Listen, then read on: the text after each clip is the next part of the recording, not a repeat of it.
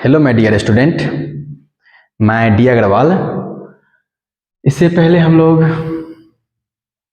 Study कर चुके हैं फर्स्ट लेक्चर में डिफिनेशन ऑफ क्वाड्रेटिक इक्वेशन, और थोड़ा सा एक दो क्वेश्चन भी किए हैं जो एक लीनियर पे बेस्ड था और एक क्वाड्रेटिक इक्वेशन पे। तो अभी हम उसी को आगे फिर से कंटिन्यू करेंगे। तो बट उससे पहले आप हमें ये इंश्योर कीजिए कि आपकी स्टडी कैसी चल रही है। क्या आप अच्छे से पढ़ रहे हैं, स्टडी में फन खोज रहे हैं? यदि स्टडी में आपको वो मज़ा आ रहा है, वो फन आ रहा है, तो फिर समझ जाइए आप सही ट्रैक पे हैं। यदि एक बार थोड़ा सा इधर कूद रहे हैं और उधर कूद रहे हैं, फिर आपको मज़ा नहीं आएगा। मज़ा नहीं इन द सेंस क्या कि मतलब गेन नहीं कर पाइएगा चीज़ों को, और जब गेन नहीं कीजिएगा तो फिर वो टाइम इन्वेस्ट हो जाएगा ना। और यह बोर्ड पर्पस के लिए है और एनसीईआरटी सीरीज है, आपको हम बार बार बताते आ रहे हैं। और थोड़ा सा बोर्ड भी इम्पोर्टेंट होता है ना, थोड़ा सा क्या बहुत ज़्यादा इम्पोर्टेंट होता है। यदि आप उसमें अच्छा नहीं कीजिएगा तो फिर आगे मौका नहीं मिल पाएगा ना आपको किसी अच्छी जगह जाने के लिए। तो वहाँ भी अच्छा करना जरूरी होता है, तो इसीलिए अच्छे से इसको भी पढ़िए।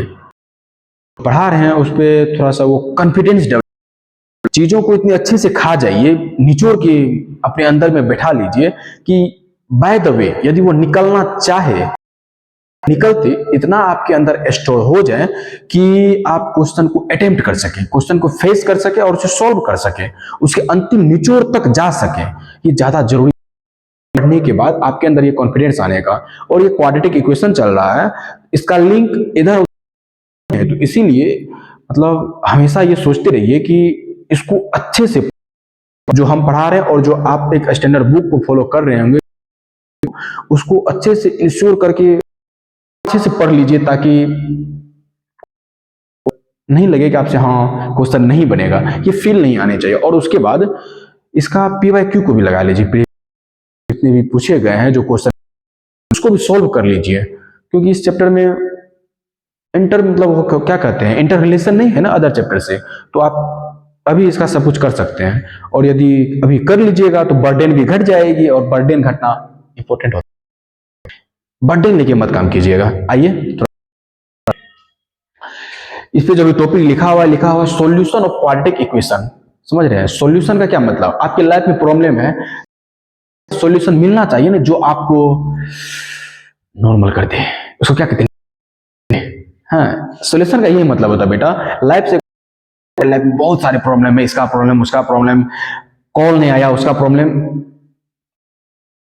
हाँ वो भी हो जाता है, वो भी टेंशन तो आ ही जाती है ना। तो ये सब जो बर्डन है, कोई न कोई इसका एक ऐसा सॉल्यूशन निकले, ऐसा चमत्कार हो जाए कि ऐसा लगे कि आप न्यूट्रलाइज हो गए हैं।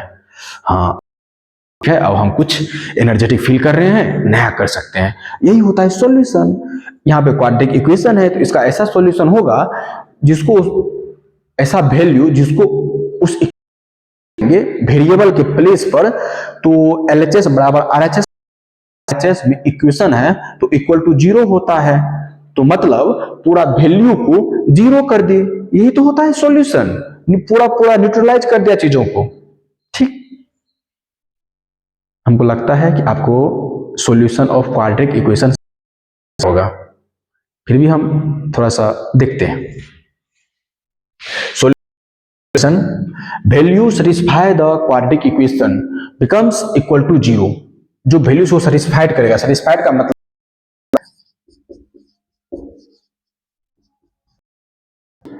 x का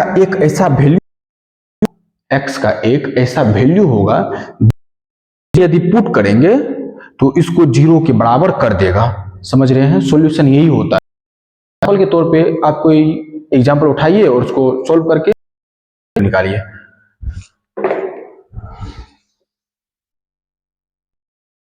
तो हम थोड़ा सा सोचते हैं, x² प्लस, हम ये अपने मन से कुछ लिखे हैं, लेकिन x का कुछ ना कुछ ऐसा वैल्यू होगा जो इसको 0 करेगा। आपके साथ x² प्लस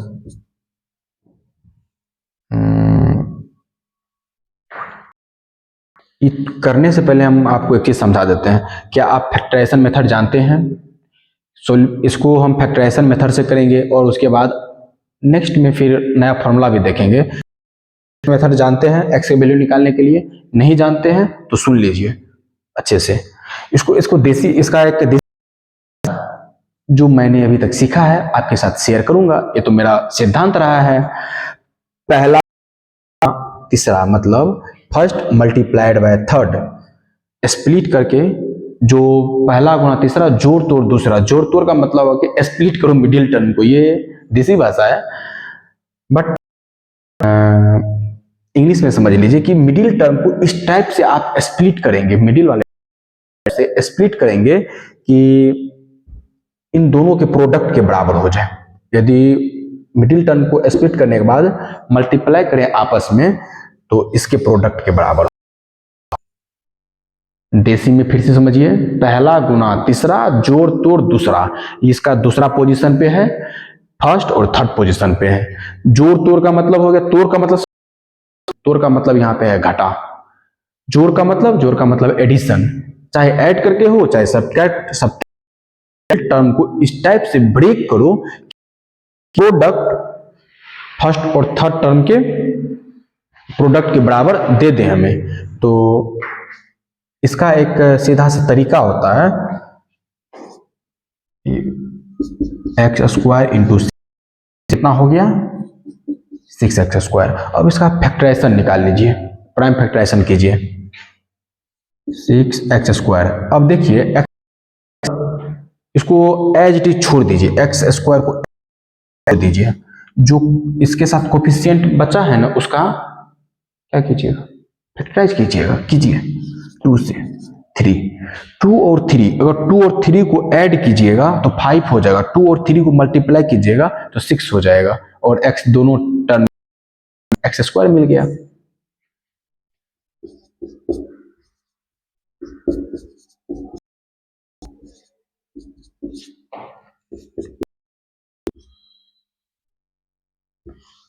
इन दोनों में आप कॉमन ले लीजिए, x कॉमन आ जाएगा।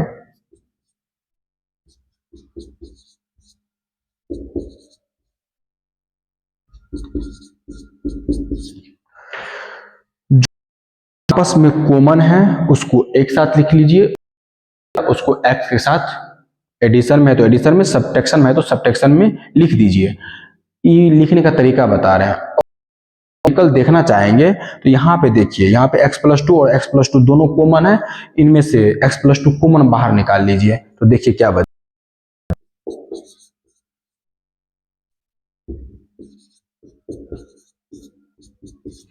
समझ गए बात, ये ऐसी हो गई, x+2 कॉमन लेंगे तो यहाँ x बच जाएगा, यहाँ पे 3 बच जाएगा तो x+3 इक्वेट टू 0 है। देखिए 2 इक्वेट टू 0 है तो सीधा सा उसका ये मतलब है या तो ये 0 होगा या फिर दोनों 0 होगा तो ही 0 हो सकता है। अरे समझो 2 गुना 2 इंटू 0 क्या हो गया 0, ठीक, या 0 इंटू 2 फिर भी 0।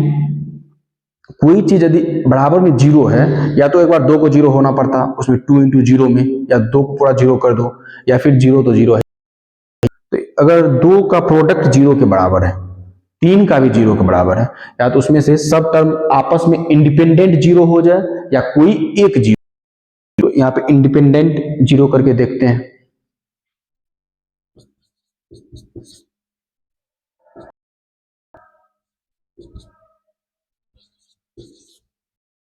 इंडिपेंडेंट 0 यदि किए तो x-2, x=-2 और x=-3 मिला। अब बाबू हम आपको बोले हैं कि सॉल्यूशन वह होता है जो इक्वेशन को सेटिस्फाइड कर दे। तो x बराबर जो वैल्यू, इसको फिर से देखो -2 को कि यह 0 होता है कि नहीं होता है। यदि 0 हो जाएगा इसका सॉल्यूशन होगा, यदि 0 नहीं होगा तो आपने जो फाइंड आउट किया है मे बी सही, सॉल्यूशन नहीं होगा यानी तो वह रॉन्ग होगा। समझ रहे हैं? इसको हम फिर से आपको चेक करके दिखा देते हैं इसमें।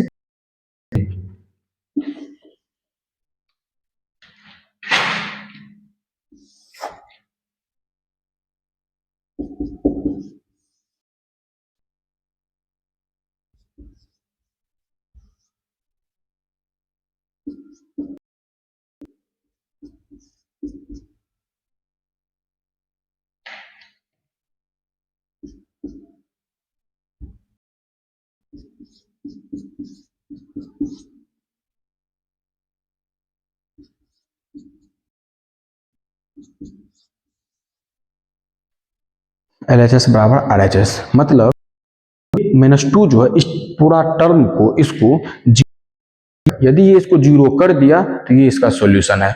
आपका काम पुट करके देखिएगा, आपके लिए HW है x इक्वल टू -3 करके बताइएगा ये इसका सॉल्यूशन है या नहीं है। सॉल्यूशन के बाद खत्म हो गई, लाइन में बता देते हैं। सॉल्यूशन वह होता है जो दिया हो, सॉल्यूशन वह होता है जो सेटिस्फाइड कर दे, वैसा वैल्यू जो इक्वेशन को सेटिस्फाइड कर दे। x का यदि क्वाड्रेटिक इक्वेशन x में रहेगा, का वैल्यू निकालिएगा, ये y में रहेगा तो y का वैल्यू निकालिएगा, इसमें पुट करके देखिएगा, यदि 0 हो रहा होगा तो वह सॉल्यूशन हो रहा होगा तो वह सॉल्यूशन नहीं होगा। समझ गए? Thank you. समझ गए तो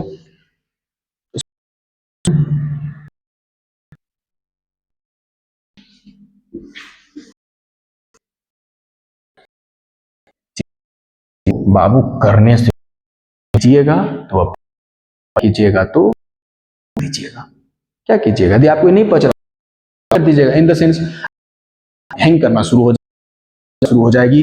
हो क्या छोड़ो, पूरा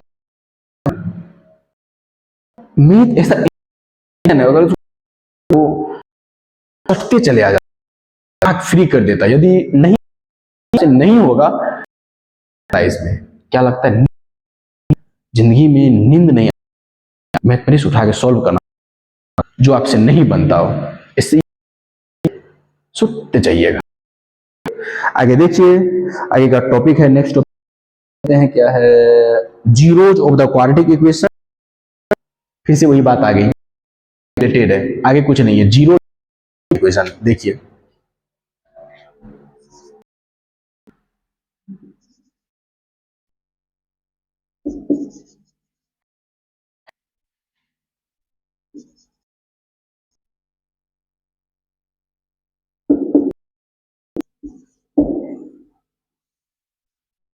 zeros of the quadratic equation.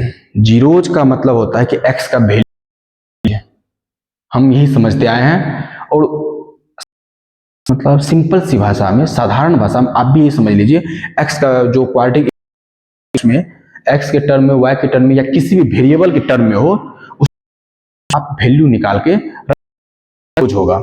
यदि वैल्यूज निकाल के तो उसी इक्वेशन को सेटिस्फाइड करेगा, का दूसरा नाम है रूट्स ऑफ द इक्वेशन। नया टर्म आया है, रूट्स ऑफ द इक्वेशन। मजा आएगा, बहुत काम करेंगे यहाँ पे, हम बहुत कुछ सीखेंगे। एक बार देख लीजिए, रूट्स ऑफ द इक्वेशन भी यही होगा, जैसे वही इक्वेशन उठाएंगे, ये देख लो 6x minus 0, zeros of the equation. Zeros का मतलब हम बेटा आपको बोल निकाल दीजिए, चाहे आप निकालिए फैक्टराइजेशन हो, या से जो आता है x is equal to -b plus minus root under B square upon 2a, उससे निकालो, उस पर हम बाद में काम करेंगे बाबू। फैक्टराइजेशन मेथड हम आपको सिखाए हैं, उससे x जो x का वैल्यू निकलेगा वही इसका जीरोज होगा। और वैल्यू यहाँ पे कितना एग्जिस्ट करेगा ये आपको पता है तो समझ लीजिए, डिग्री होता है मिनिमम, उतना वैल्यू x का निकलता है। यहाँ पे x का मैक्सिमम वैल्यू, मैक्सिमम मतलब मिनिमम, इसका 2 रूट्स तो निकलेगा ही, मिनिमम 2 निकलेगा, तो निकले हमको पता नहीं है, बाद में देखेंगे, लेकिन कम से कम 2 निकलेगा बाबू इसका। उसी तरह क्यूबिक होता तो x का 3 वैल्यू निकलता, 4 होता तो x का 4 वैल्यू निकलता, डिग्री वैल्यू निकलता कम से कम। आगे क्या है, आई डोंट केयर। निकालो इसका जीरोज ऑफ द, जीरोज कैसे निकालोगे, इसको स्प्लिट करो करो,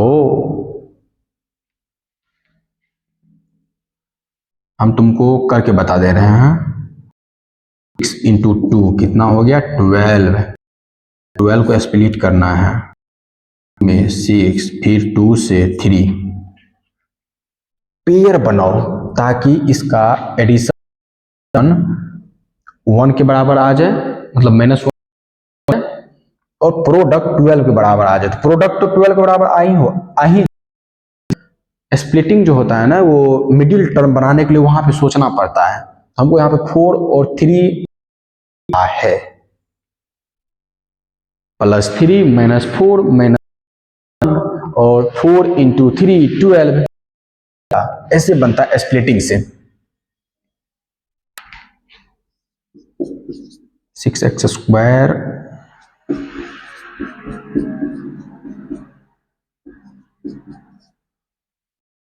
-x बच गया, यहाँ x कॉमन ले लो,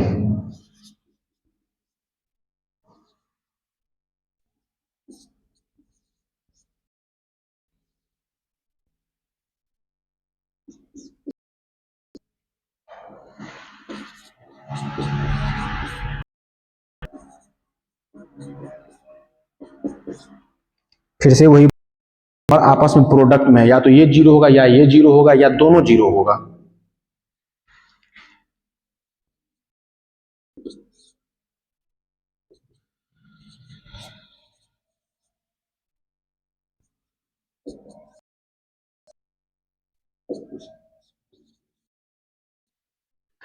समझ गए? हम आपको बोले थे कि x का निकलेगा तो 2 तो निकल गया ना, इसका 0 ऑप्शन, रूट्स भी इसी तरह कम से कम 2 निकलेगा। रूट्स को हम आपको रिलेट करके दिखा देते हैं।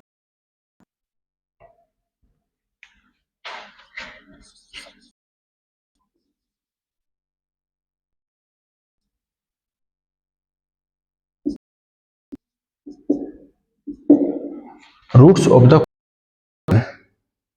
रूट्स को ऐसे समझ लो, तुम 2 भाई बट पेरेंट्स एक से यदि रहा है मिनिमम तो उसका 2 रूट्स हो गया। सीधी सी बात है।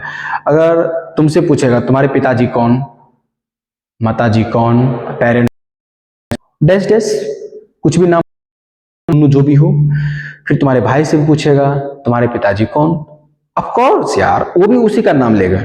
लेकिन उनसे पूछा जाए एक बार में, आपके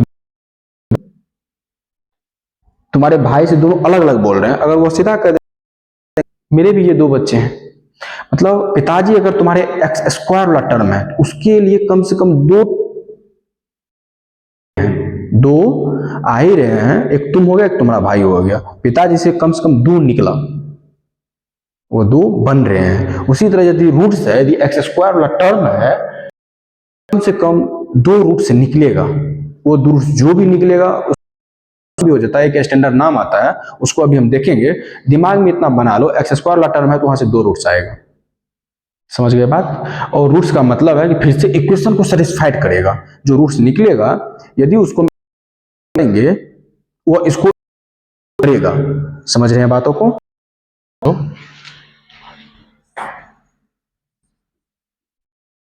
+bx + c = 0,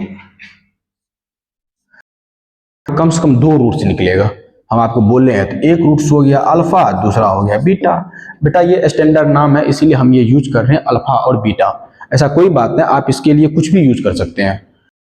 x1 और x2 हो गया रूट, क्या बात है भाई, ठीक, अल्फा और बीटा।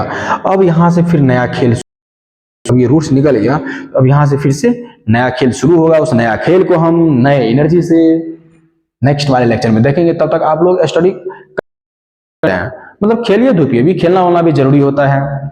और यदि अच्छा लग रहा है चीजों तो आप क्या करेंगे, आपको अच्छे से पता है, लाइक शेयर एंड सब्सक्राइब, ठीक, और शेयर कीजिए।